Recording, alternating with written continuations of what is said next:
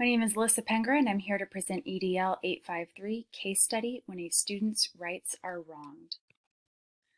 So a summary of the case is basically that we have Miguel Hernandez, who is the starting quarterback for Nottingham's varsity football team. He was badly injured in a game one night. He went to the hospital, and the doctors determined he had a spinal injury that left him paralyzed from the waist down.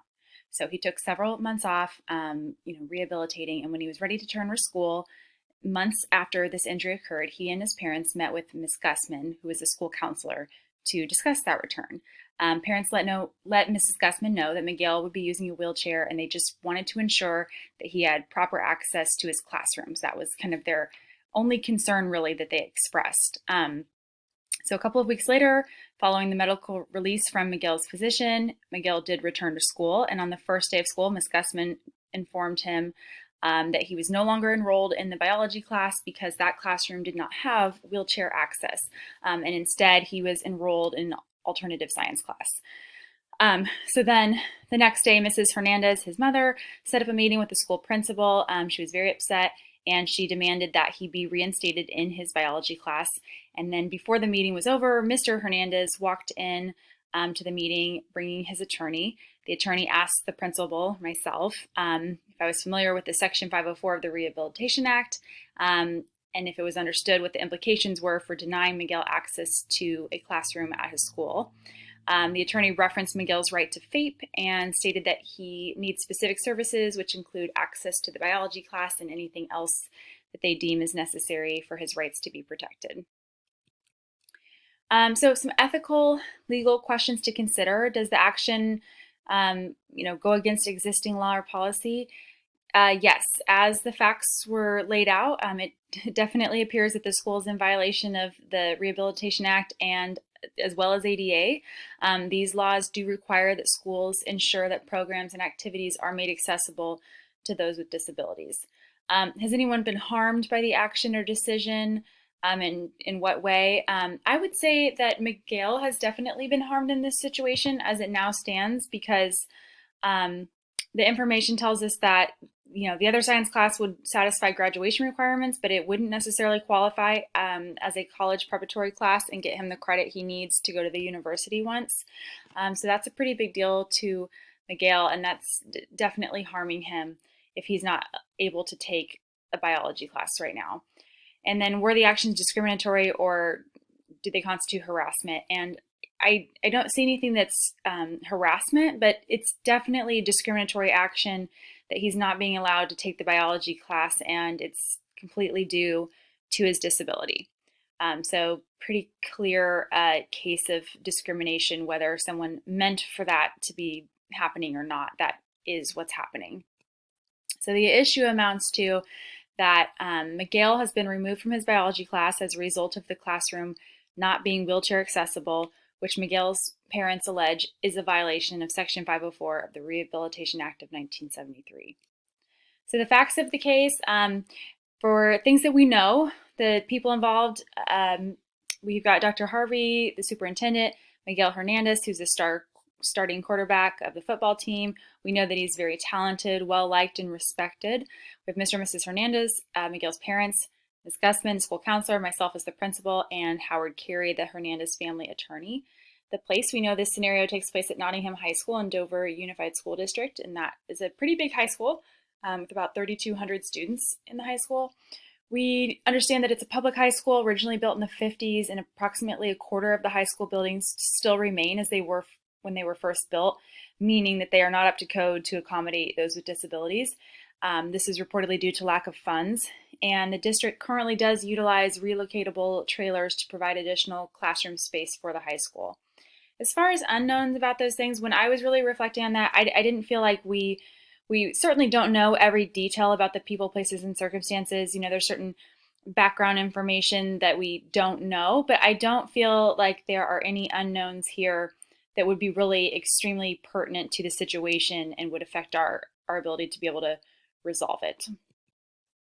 In reviewing and prioritizing information and thinking about stakeholders, and could this be damaging to stakeholders or the community? And I think yes, to several people. First and foremost, Miguel. Leaving it as it is would prevent him from having the proper credits that he needs for the university that he'd like to go to. Then that's a really big deal. And I think also it doesn't really talk about this in the scenario, but the potential mental health detriments. I mean, this is a kid who has been injured and a life-altering injury, and just dealing with that, and then coming back in his first day back to school, he's being told you suddenly can't go in this class because you have a wheelchair and you don't have access to it. And so being separated from his peers, not feeling included, I think there's a lot of social, emotional, mental health things that are going along with this that are all going to be a detriment to Miguel that the school has not properly planned for. I think other stakeholders, of course, are the principal, Ms. Gussman, other possibly kind of district level administrators. I think certainly it could be damaging to their reputation as education professionals if they're not able to find a way to rectify this situation. And if left as it is, I think there's kind of no doubt will be a violation of applicable laws like the ADA. As well as the ethical considerations that just result from not meeting the best interests of the students. So I think that it's a real educational failing if they're not able to resolve this in a much better way than just saying we've found you an alternative science class. And then I think bigger than that, the community at large, again, kind of that their reputation, if they're not able to resolve this issue of accessible classrooms and programs, I think that hurts the community's reputation, because that's something that we should be able to figure out. And so can I learn more about the situation? Do I have enough to make a decision? Again, certainly there could be more that I could learn in other details, but I do feel like there's enough relevant known facts to make a decision. So options and possible consequences. So a few different things. Number one, you could just make no decision, take no action, just leave things as they are, wait and see what happens with the attorney, and just kind of keep going ahead. Two, we could make the current biology classroom accessible. Three, we could change the location of the biology class to an alternative location that would have wheelchair access. Or number four, we could provide some type of alternative option to access this class. So most likely that looking like maybe providing some type of online biology class that Miguel could do as an alternative. So then looking at the pros and cons of that, the first one, not really making a decision or doing anything. The pro is that it's quicker and easier in the moment. It requires no action, thought, or problem solving in the moment. The con is it's most definitely going to result in a lawsuit. It's not going to be in the best interest of Miguel. It's certainly the lazy and also just negligent way out, because kind of putting off today and then dealing with a bigger problem in the future. Number two, making the current classroom accessible. The pros is that then we would have an ADA compliant classroom. That would be great. We could eliminate issues in the future.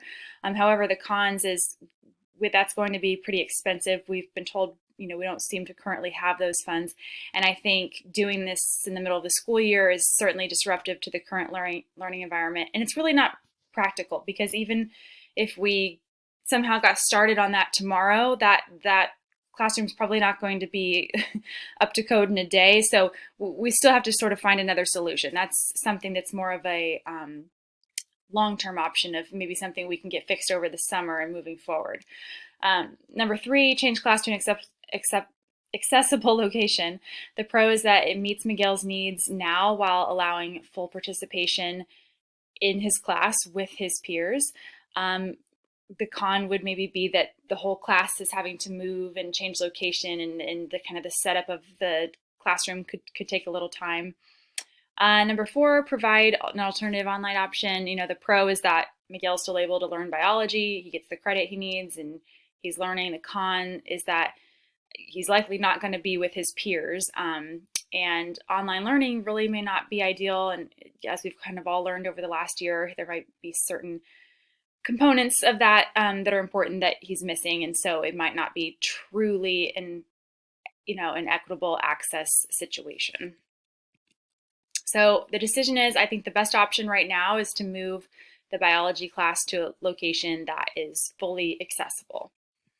And as the principal, I would investigate alternative locations in the building where the biology class could be held for this year. And I think I think that's likely going to be the best solution in the immediate short term. And then as more of a long term, I think we need to go back and look at, investigate options for how we can continue to get our building up to code. So it was brought up that funding was an issue, and that certainly is a very real problem. But as the administrator, I think you have to keep looking at that and seeing what funding opportunities and what options are available to you, to at least a little bit at a time as you go. What can we do to kind of rectify this situation and get the rest of our building in good working order?